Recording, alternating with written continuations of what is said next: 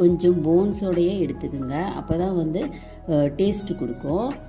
சிக்கனை வந்து நல்லா ஒரு 3 தடவை நல்லா வாஷ் பண்ணணுங்க. அப்போ தான் நமக்கு அந்த வாடை அந்த ஸ்மெல் வராமல் இருக்கும். கண்டிப்பாக ஒரு 3 தடவை வாஷ் பண்ணிவிட்டு அதுக்கப்புறமா யூஸ் பண்ணலாம்.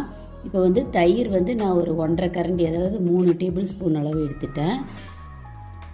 உப்பு 1 டேபிள் ஸ்பூன் அளவு எடுத்து அதை நல்லா கட்டி இல்லாமல் இந்த மாதிரி பீட் பண்ணிக்கலாம். அதாவது நைஸாக வர்ற மாதிரி ஃபஸ்ட்டு பீட் பண்ணிக்கலாம். தயிர் சேர்க்கறதுனால நமக்கு வந்து அந்த கவுச்சி வாடைங்கிறாங்களா அது வராது. கூடவே வந்து காரத்துக்கு 1 டேபிள் ஸ்பூன் சில்லி பவுடரு, கலருக்காக காஷ்மீரி சில்லி அது 1 டேபிள் ஸ்பூன். அது வந்து நமக்கு காரம் கொடுக்காது, ஆனால் கலர் கொடுக்கும். இது கரம் மசாலாங்க. கரம் மசாலா 1 டேபிள் ஸ்பூன் சேர்த்துக்கிட்டேன். நான் எவரெஸ்ட் கரம் மசாலா தான் சேர்த்துருக்கேன். இது நம்ம ரொம்ப நல்லா டேஸ்ட்டு கொடுக்குது. நெக்ஸ்ட்டு வந்து கார்ன்ஃப்ளவர் பவுடர் ஒரு 2 டேபிள் ஸ்பூன் எடுத்துக்கலாங்க.